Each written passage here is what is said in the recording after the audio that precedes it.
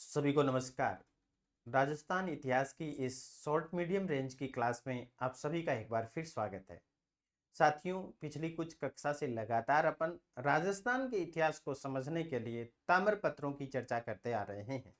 आज की इस कक्षा में भी अपन दो महत्वपूर्ण ताम्रपत्रों की चर्चा करेंगे, जिसका नाम है चीकली ताम्रपत्र और पुरका ताम्रपत्र।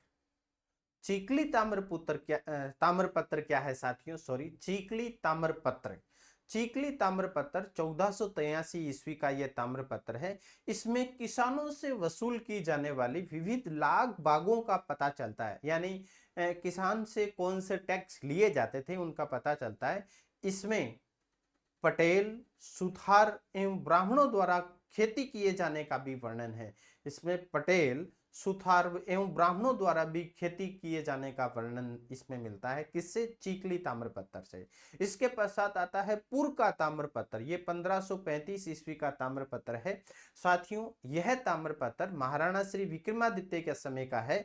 इसमें हाड़ी रानी, महाराणा विक्रमादित्य के समय का है। इसमें हाड़ी रानी कमेटी यानी कर्मावती द्वारा जौहर में प्रवेश करने के समय दी गई भूमि दान को जानकारी मिलती है। साथियों, जब जौहर में प्रवेश महारानी कर्मावती कर रही थी तब भूमि दान दी गई थी। उस भूमि दान का भी क्या मिलता है? उल्लेख मिलता है।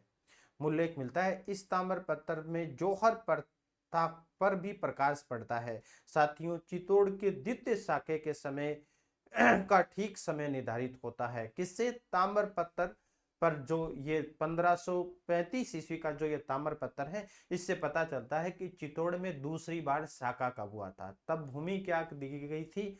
दान दी गई थी। साथियों, शाका जो होता है, जौहर जो होता है साथियों, उसे एक युत्सव और एक मतलब इस प्रकार एक धार्मिक आयोजन के रूप में उसे आयोजित किया जाता था, मंत्रोच्चारणों के साथ।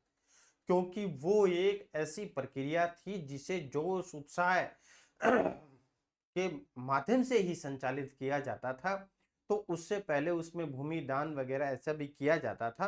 तो पूर्व का ताम्रपत्र लिखा गया है, विक्रमादित्य का समय का है। और कर्मावती जब जौहर में प्रवेश कर रही थी, यानी रानी कर्मावती ने जब जौहर किया था, तब वो भूमि अनुदान के रूप में जो भूमि दी गई थी उसका उल्लेख पूर्व का ताम्रपत्र पर मिलता है। और चित्तौड़ में द्वितीय शाके की, चित्तौड़ में जो दूसरा शाखा था उसके ठीक समय की भी जानकारी मिलती है। तो साथियों, आज के लिए बस इतना ही। कल फिर किसी महत्वपूर्ण टॉपिक के साथ हाजिर होंगे।